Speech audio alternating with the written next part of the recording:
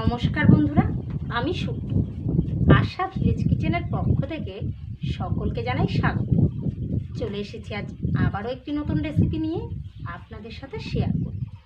আজকের রেসিপিটি হলো শুটকি মাছ দিয়ে কচুরলতি। তবে কি বলুন তো, বাজারে যে কেনা শুটকিটা পাওয়া যায় সেটা আমরা খাই না। এর জন্য আমরা বাড়িতেই কতগুলো ছোট মাছ শুকিয়ে নিয়ে শুটকিটা তৈরি করে নিয়েছি। সেটা দিয়ে আজ রান্না করব। তো তার জন্য আমি দেখুন আমাদের জমি থেকে কতগুলো কচুরলতি নিয়ে এসেছি। এগুলোই কেটে বেছে নিয়ে রান্না করব। তো চলুন দেরি না করে রান্নার দিকে এগোনো যাক। এগুলো আমি কেটে নিচ্ছি, তারপরে রান্নাটা বসিয়ে দেব। বন্ধুরা, সমস্ত লতিগুলো আমি এইভাবে কেটে নিয়েছি, পরিষ্কার জলে ধুয়ে নিয়েছি। আর যে মাছগুলো আমি শুকিয়ে রেখেছিলাম দেখুন কতটা সুন্দর হয়েছে। আপনারা চাইলে কিন্তু বাজারের যে কোনো শুটকি মাছ দিয়েও এই রেসিপিটা তৈরি করে নিতে পারেন। তবে যেহেতু আমি বাড়ির এগুলো, তাই আমি নর্মাল জলেই আমি এগুলো ভিজিয়ে রাখছি। যদি কেনা শুটকি হয় অবশ্যই গরম জলে ভিজিয়ে রাখবেন, কেননা কেনা শুটকিতে কিন্তু প্রচুর পরিমাণে নোংরা থাকে দেখবেন।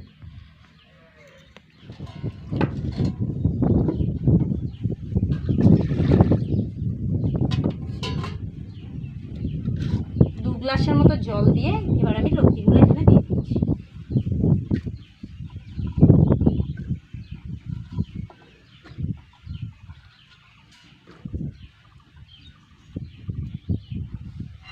দিয়ে দিচ্ছি হাফ চামচের মতো লবণ।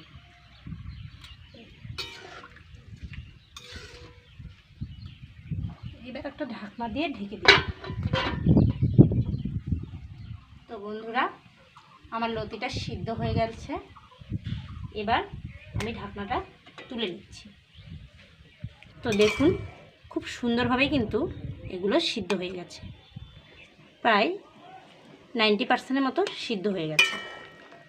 এবার এগুলোকে আমি একটা ছাকনা দিয়ে জল থেকে তুলে নেব। তো দেখুন এরকম একটা ছাকনা দিয়ে এগুলোকে জল ঝরিয়ে তুলে নিচ্ছি। সবগুলো এগুলো তুলে নিলাম।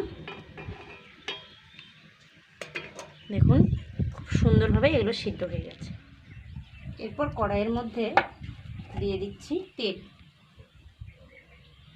সামান্য একটু তেল দিয়ে দিলাম। দেখুন হাফ চামচ জিরে ফোড়ন দিয়েছিলাম, জিরেটা লাল হয়ে গেল। এইবার আমি এখানে দিয়ে দিচ্ছি কয়েকটা কাঁচা লঙ্কা। কাঁচা লঙ্কাগুলো একটু মুখ ফাটিয়ে নিয়েছি, সেগুলোই এখানে দিয়ে দিলাম। আর দিয়ে দিচ্ছি দুটো মাঝারি সাইজের পেঁয়াজ কুচি। হালকা করে একটু নাড়াচাড়া করে নিচ্ছি। খুব বেশি পেঁয়াজটা ভাজবো না, একটু লাল করে ভেজে নেব যাতে পেঁয়াজের কাঁচা গন্ধটা চলে যায়।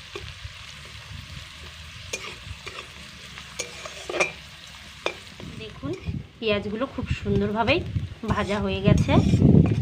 এবার আমি এর মধ্যে দিয়ে দেব 1 চামচ আদা রসুন বাটা, দিয়ে দিলাম 2 চামচ জিরে বাটা, তারপর দিয়ে দিচ্ছি 1 চামচের মতো শুকনো লঙ্কা বাটা।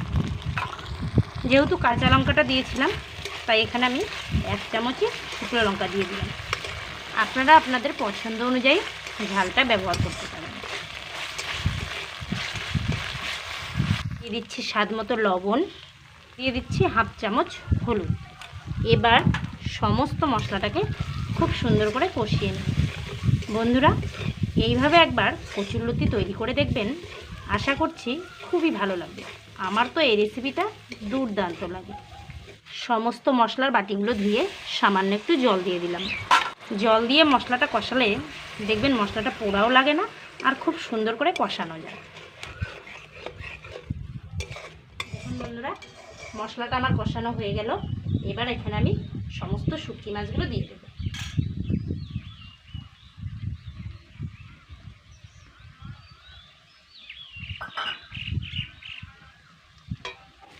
মাছ ও মশলা আরও কিছু সময় একসঙ্গে কষিয়ে নেব।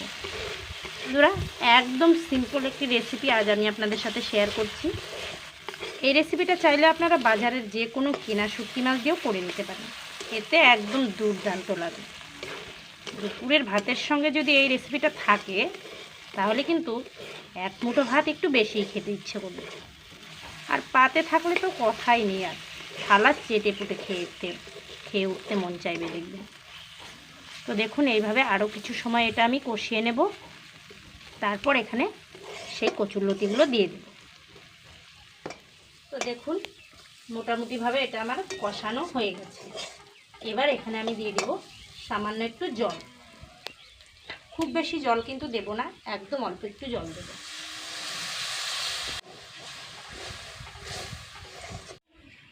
তো দেখুন ঝোলটা আমার ফুটে এসেছে। এবার যে সিদ্ধ করা কচুরলতিগুলো ছিল সেগুলোই আমি ঝোলের মধ্যে দিয়ে দিচ্ছি। একসঙ্গে খুব সুন্দর করে মিশিয়ে নেব।